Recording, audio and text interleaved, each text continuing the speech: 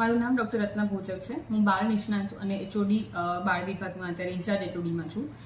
ચાંદીપુરા વાયરસના લીધે થાય છે, જે સેન્ટ ફ્લાય માખી, જીની માખીથી થાય છે.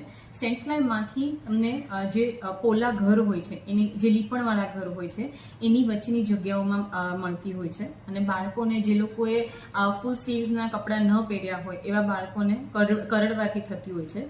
એના તમને લક્ષણોમાં ખૂબ વધારે તાવ આવવો, ઠંડી આવી, બાળકને ખેંચ આવી, ઉલટી, માથું દુખાવો, એ બધું થતું હોય છે. અને બહુ ટૂંક સમયમાં બાળક ખરાબ થતા હોય છે. એટલે તમને ક્યારે આ એક બી લક્ષણ દેખાય તો તાત્કાલિક બાળ વિભાગ અને નજીકની હોસ્પિટલમાં જવા વિનંતી.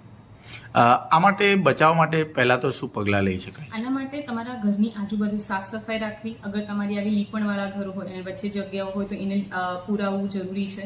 બાળકને મચ્છરદાનીમાં સુવડાવવું, આખા કપડાં પહેરાવવા, અને ખાસ કોઈ બી જે થોડા બી લક્ષણો આવે તો એકવાર ડોક્ટરને બતાવવા વિનંતી. બેન, કેટલી ઉંમર સુધીના બાળકોને આ ચેપ લાગી શકે છે? આમાં એજ એવા ક્રાઇટેરિયા નથી, પણ બાળકોમાં વધારે જોવા મળ્યો છે, એવું એજ સ્પેસિફિક નથી. હું doctor Sunil Ojha, medical superintendent, GMERS general hospital, Vadnagar.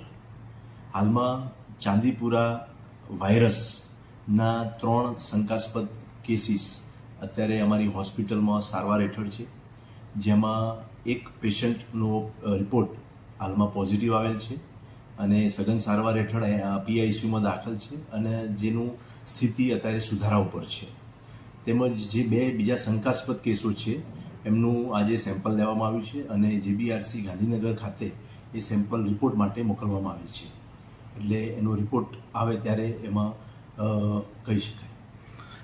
સાહેબ, કઈ જગ્યાના છે કેસ અને એના વિશે માહિતી આપશો? એ પોઝિટિવ કેસ આવેલો છે એ વિસનગર તાલુકાનો છે અને જે બાકીના 2 પેશન્ટ શંકાસ્પદ હાલમાં આવેલા છે, દાખલ થયેલા છે, તે સાબરકાંઠા જિલ્લાના છે.